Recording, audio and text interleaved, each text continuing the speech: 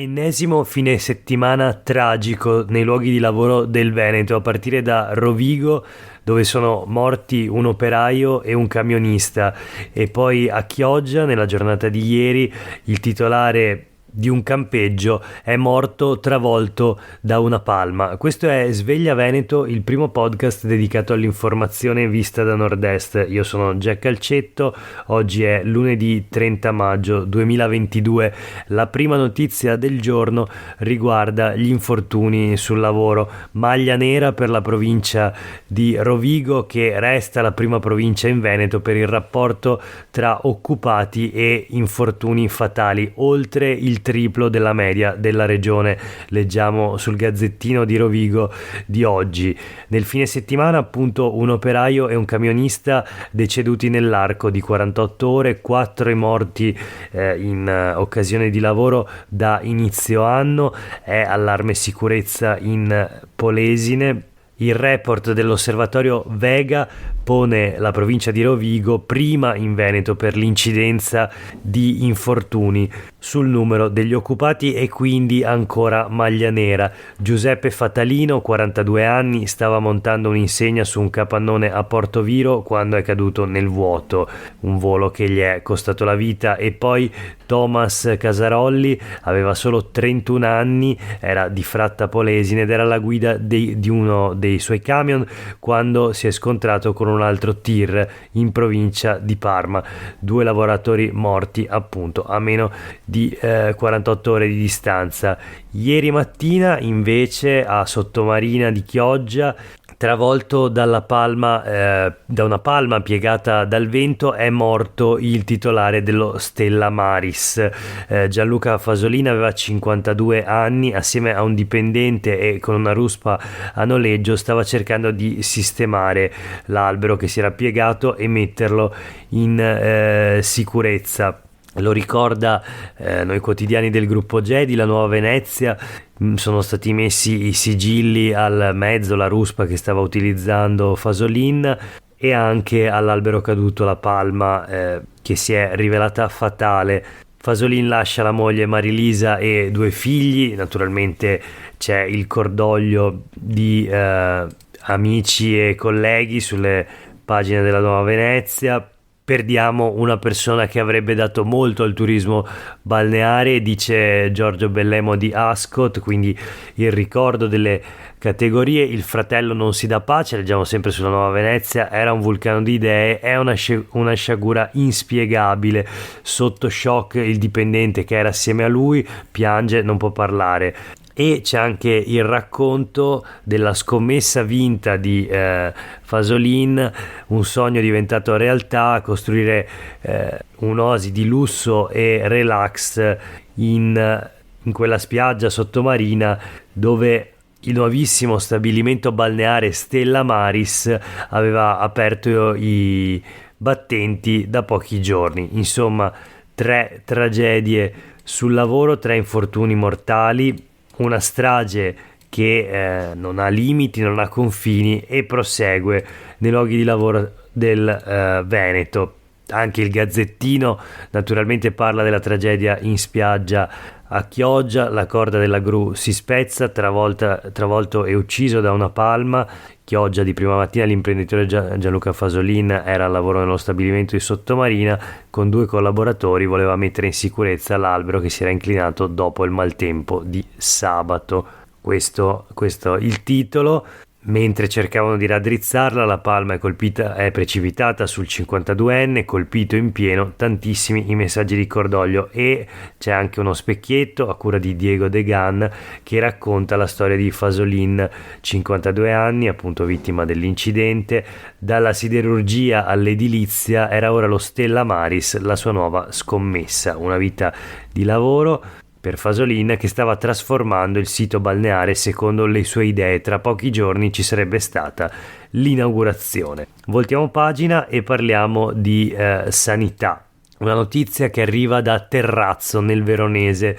Sembrerà una cosa di poco conto perché si tratta di un piccolo comune, ma invece secondo me si tratta di una notizia estremamente significativa. Leggiamo il titolo sull'Arena di oggi: il paese perde il medico di base, è allarme tra 1500 pazienti.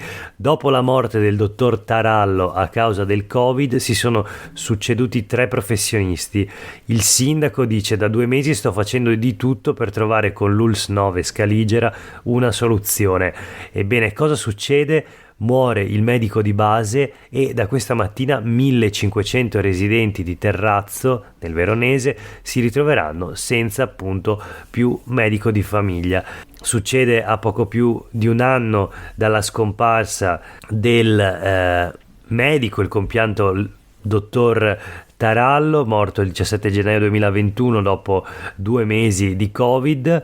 Da questa mattina i pazienti si ritroveranno senza assistenza e inizierà una nuova fase di emergenza, scrive l'Arena di oggi. Terrazzo è tra l'altro uno dei comuni che conta l'età media tra le più alte della provincia di Verona e quindi c'è davvero preoccupazione perché non si trova il medico di famiglia. Ebbene, questa notizia è molto significativa perché ci racconta di una sanità territoriale, di una assistenza che è ormai in crisi profonda. Basta che venga a mancare un medico di base per lasciare scoperte intere zone, sono le famose zone carenti, in Veneto sono ormai 600.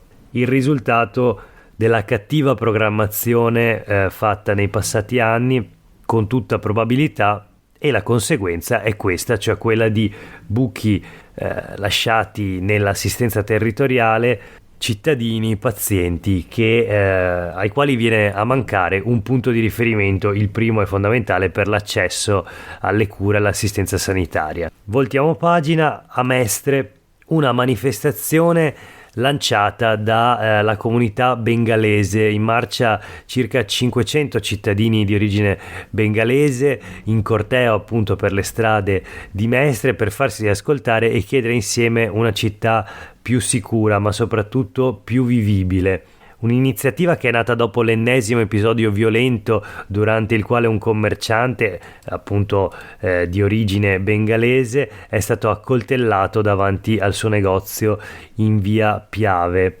500 partecipanti quindi alla marcia organizzata ieri mattina con ritrovo davanti alla stazione ferroviaria dall'associazione Giovani per l'Umanità, stranieri di seconda generazione o arrivati in Italia da piccoli per lo più, che hanno deciso di scendere in strada, appunto protestare per chiedere maggiore attenzione per la sicurezza in città di tutti, così scrive Carlo Mion sulla Nuova Venezia di oggi.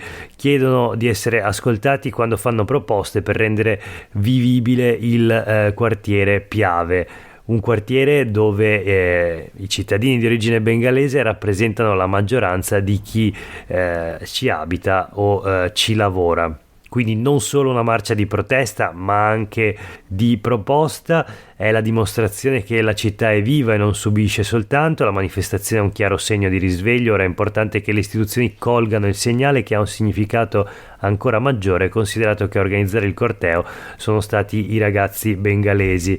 Così Stefano Giacomazzi di Viva Piraghetto, una delle associazioni che hanno aderito alla marcia organizzata appunto dalle associazioni dei cittadini di origine bengalese.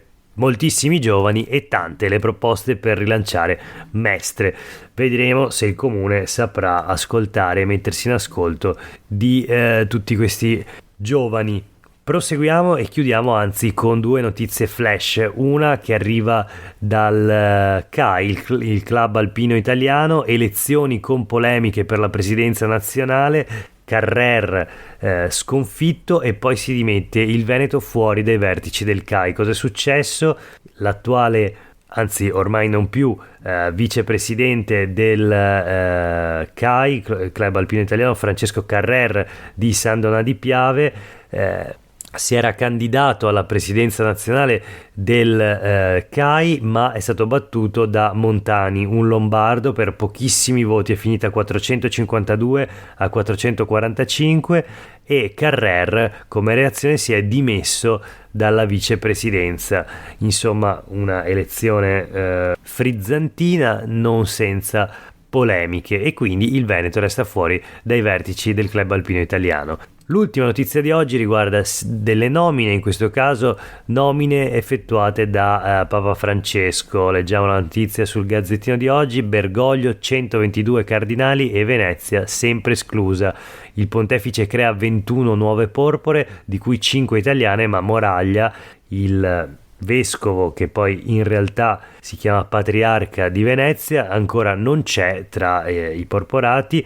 Da tempo, spiegano l'ufficio stampa della Cura di Venezia, da tempo il criterio non è più quello della sede, pensiamo ad esempio a Milano e Parigi. Sta di fatto che gli ultimi 13 patriarchi di San Marco hanno avuto il titolo e 3 sono diventati papi, ma ancora Papa Francesco non ha nominato il patriarca di Venezia attuale, Francesco Moraglia. Per oggi è davvero tutto, grazie per aver ascoltato Sveglia Veneto, io sono Jack Calcetto, a tutte e tutti voi una buona giornata e torniamo a sentirci domani.